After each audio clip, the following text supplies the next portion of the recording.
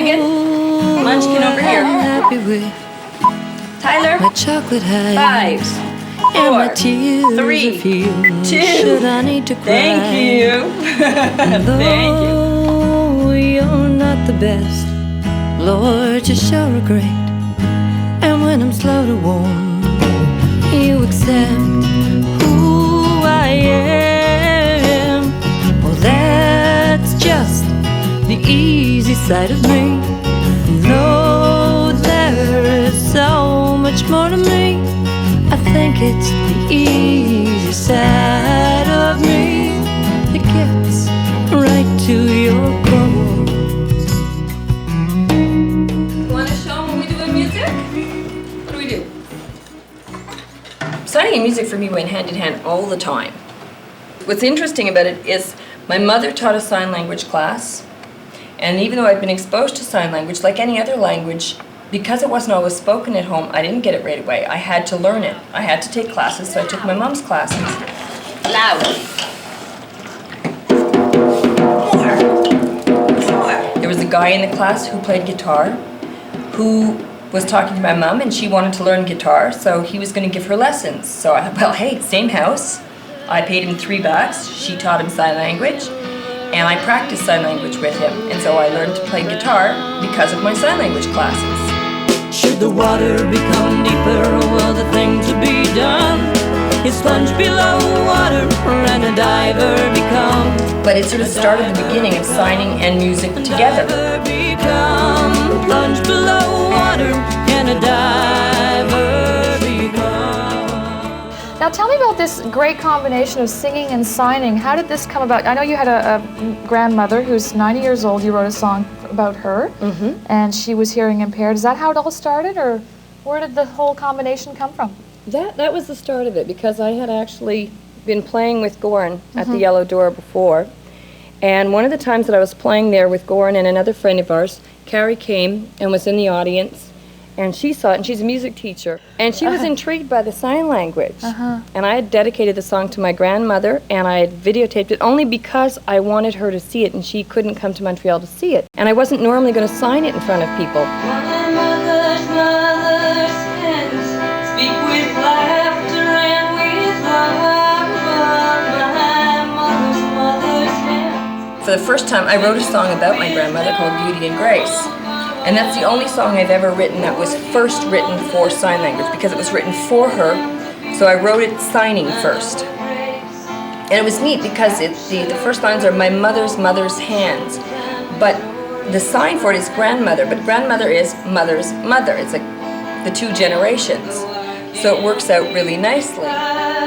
She's not far from my mind. She's in my heart. And in a way it was nice, because instead of being nervous, I was thinking more about making sure I was signing properly. And then I got lost in the movement of the sign and was comfortable. It was my gift to my grandmother. I wanted to show her how much she meant to me.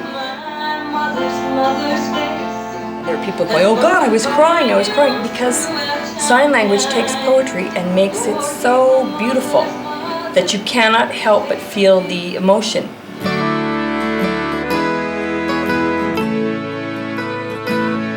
When warm weather comes, there's a place where I go. I did a lot of writing up in the country. I'd go and sit and write, and my kids would be napping or swimming. So that was my time. I'd play guitar all the time when nobody else was around, and I wouldn't be interrupted. It was my time. It's so quiet that it's very conducive to hearing. I can hear my music better. If I have a song in my mind, it's easier to write when I'm up in the country. A little piece of paradise, as close to heaven as I've ever been. It's a beautiful, beautiful place between, it's near Mille-Île, and it's between Saint-Sever and Lachute. Mountainous, gorgeous area. Somebody commented at the end of a show saying, well, all these songs, you said you wrote them at Lake Hughes, why don't you write a song about Lake Hughes? And it's a really good idea.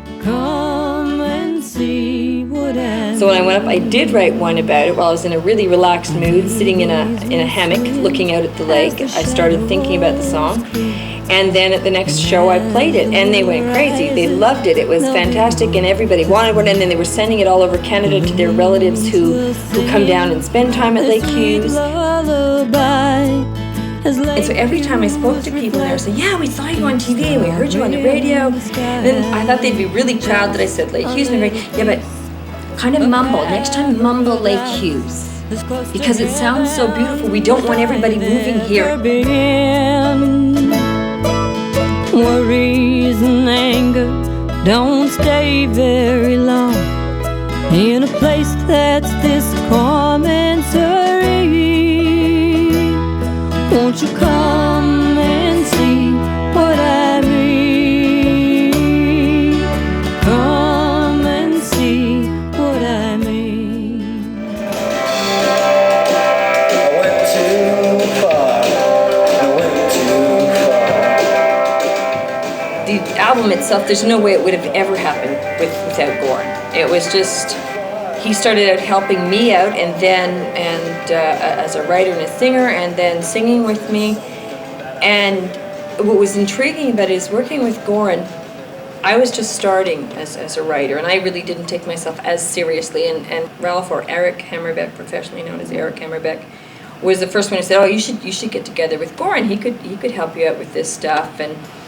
And we started singing together, and Goran would take a song that I had written and turn it into something that was amazing.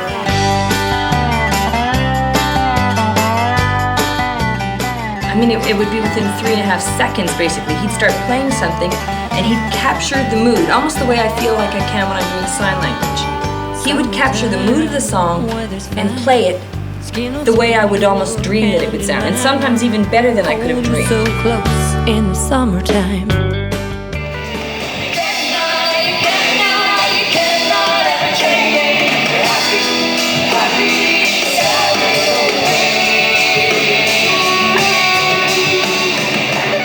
Carrie came in after less than a year, and we started singing and signing together. So Carrie would do beautiful, beautiful harmonies. Her and Goran, when they work together, have their own music language. They're both real perfectionists, and they start talking. You just sort of back up and listen. Okay. A whole, they're talking about, you're doing this in fifths, or you're doing octaves, or This amazing, talented drummer worked with Goran at La Fisse at Pots and Pan Studio. And I had never been there when the drummer was there. Usually the drummer came, did his stuff, and then I'd hear it later and be all thrilled. But to be there when it was going on was so exciting. I mean, there's an energy. The drums themselves brought a whole new mood. When there was nothing else there, brought this mood that even made me sing it a little differently and sing it with even more feeling, and made me understand more what I had wanted to say with that song.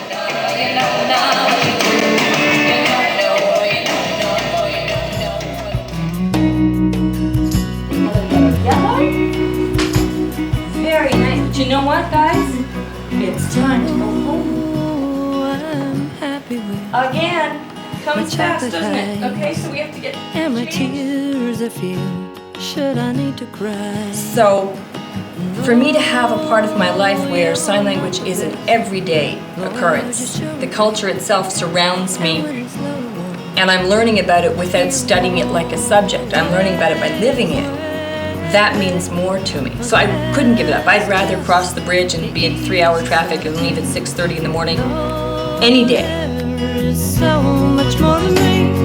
I think it's the easy side of me. I think it's the easy side of me. Gets You'll notice that in the background there's a video I'll camera. be easy, easy for you. I'll be easy for me. I'll be easy. I'll be easy, easy for you. I'll be easy for me. I'll be easy for me. All the children want to Easy. play. So rain, rain, Go away. Very nice. Hot damn!